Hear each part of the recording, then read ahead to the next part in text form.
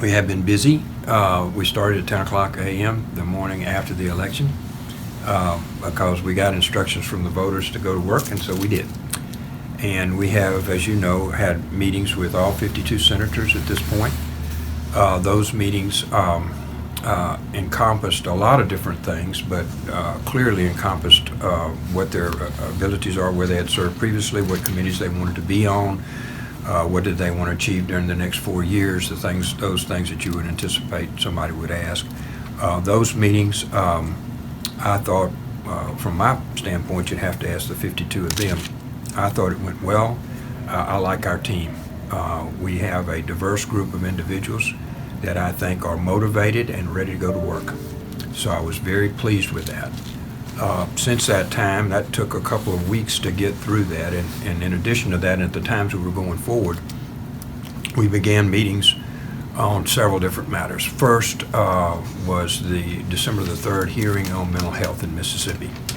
As you know, Judge Reeves, the federal district court here, has indicated that he believes that Mississippi, under a federal lawsuit against our mental health association, believes that we are not doing enough community health services, that our services are more centrally located and do not meet federal requirements.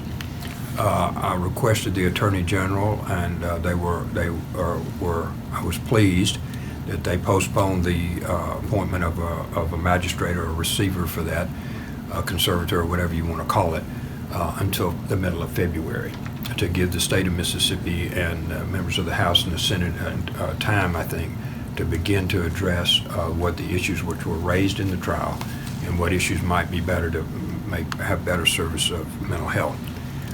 We suffer from a lot of things in that. I went to a job fair during this period for Whitfield, the state hospital, and I picked up one of the brochures. It said that we want an environmentalist one, which is a nice name, who basically cleans up the room, does the laundry, just a very basic work out there. The remuneration was $7.87 an hour. So after they pay for the retirement and health insurance and everything else, they may make $5 or $6 an hour, maybe. I probed further. They have approximately 1,800 positions open, and they have approximately 1,300 people working there. So where are the other 500? For $7.87 an hour, we're not going to find them. That is one of the issues that we face in many places. And as corrections, I was at Parchman, went to the unit that's fabled now, I guess, at this time, and asked him what their compensation was. Their compensation was running $26,000 to $27,000 a year gross, and that equates out to about $2,000 a month to make ends meet and drive to Parchman and do the things they have to do. They're working 2 shifts, and those would be 2 12-hour shifts, so they're getting overtime to make up for the dollar difference. 3,000 of the most hardened criminals we have in Mississippi are at Parchman, and they are guarded by 85% female guards. Very difficult place there. In addition to that, we have begun the process. I was pleased that we got the postponement, and I'm looking forward to the legislature starting to address the mental health issues that we have in the state. We have met with a number of different groups. MDOT on 2 or 3 different occasions, again as recently as yesterday morning, with their entire staff about where we're going and how our roads and bridges and whatnot, and the accumulation of the money that was funded by the legislature this last time, with significant contributions, and also the lottery proceeds that are going to roads and bridges. We met with different community colleges on workforce development, met with the Institution of Higher Learning, various university presidents about their issues, child protection services, their issues, which there are a plethora, just heart-rending things about how there's, the number of children, which is down actually. We have about 4,000 now that are actually in the state's care. Adoptions are up, but it's still a very difficult agency and has a lot of challenges with it. We continue to go and meet with other individuals that involve health care, from pharmacies to hospital associations to others. to University Medical Center and others about their structure and the delivery of health care.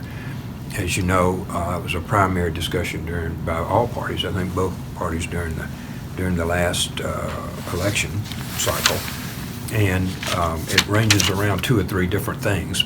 The first, of course, is the availability of health care. That's the number one thing, that people have the ability to go to get health care. The second is the affordability of it, both at the delivery and the payment from the participant receiving the health care. So those 2 provisions are leading us in discussions with the various service providers. Those include pharmacists. We have over 50% of our pharmacies are done by local pharmacies, and they too face national pharmacy representatives, and their margins have been very tightened to the fact that one that's been in, I think, Hazelhurst for probably 100 years, Jackie Thompson, closes his pharmacy. They are an integral part of the delivery of health care in Mississippi. So we have all of those that we're meeting with on a regular basis.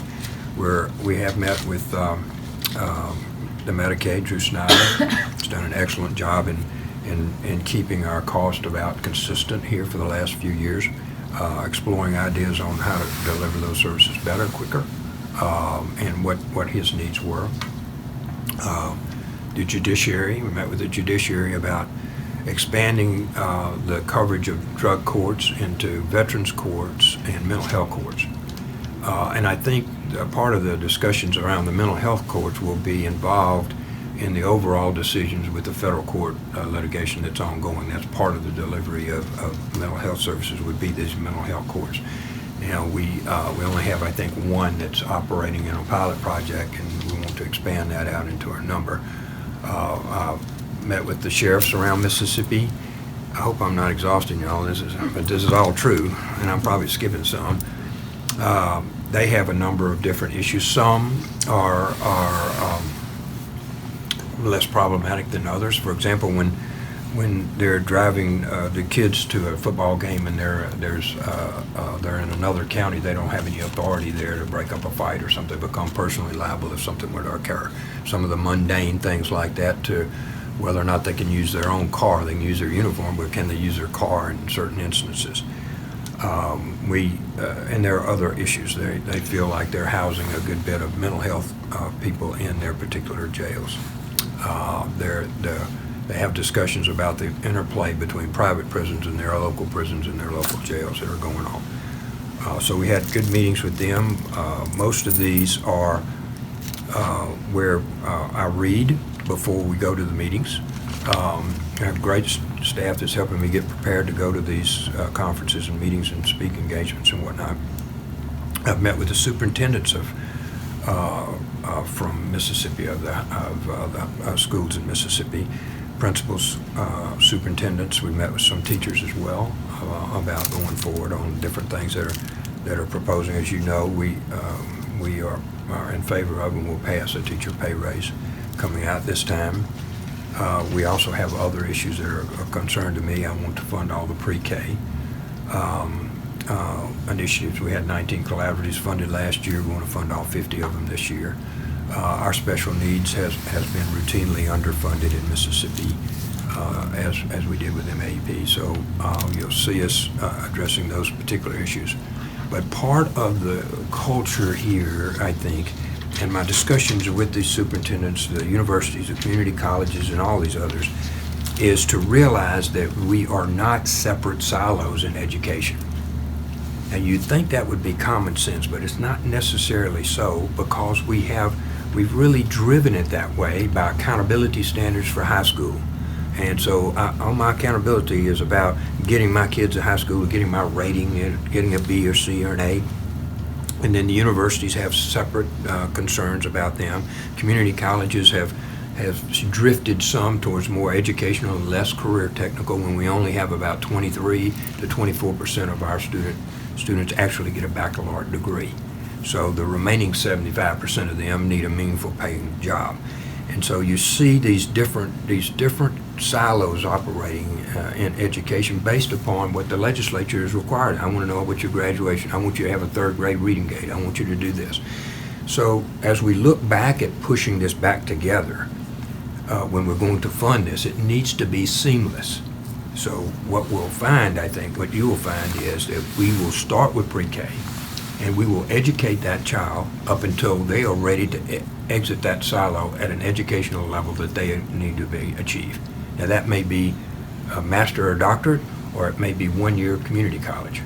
And we will push for community colleges in your first year of the 13th year of your education to be given in high schools. Now that is ongoing now by a number of different community colleges now. That will be accelerated. We need for our kids in their senior year to be thinking about what their job performance is going to be and where they're looking at. All education leads to meaningful employment. And so we're compressing all of those together. And I've been real pleased with my discussions with the members of the education community and understanding this. And we're seeing some innovative things, like my discussions with Mark Keenum from Mississippi State University. They're starting in applied sciences, where they'll take this career technical training that has been done at a community college and actually give them credit for they'll only have 2 more years and get a degree from Mississippi State University. So you're seeing our forward-thinking presidents, like President Keenum, see that we need to be able to seamlessly take this whole process from K all the way up. And that includes that we should not leave any child left out of this group. So all of that is ongoing now.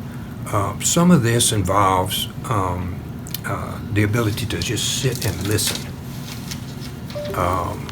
Many times we get to the point where we have some preconceived notion because we watch one TV station or another, read one source of information. But I think if we just sit and listen to each other, there's more commonality than there is disparity. And I have found that in these conversations on education, on infrastructure, on healthcare, on all of these issues that we'll be discussing and we're going through here very shortly. I found all of those to be matters in which I have found common ground where there may not have been before. So we want to make sure that we take advantage of that good feeling that's going on right now. We will have, we get sworn in, I swear in the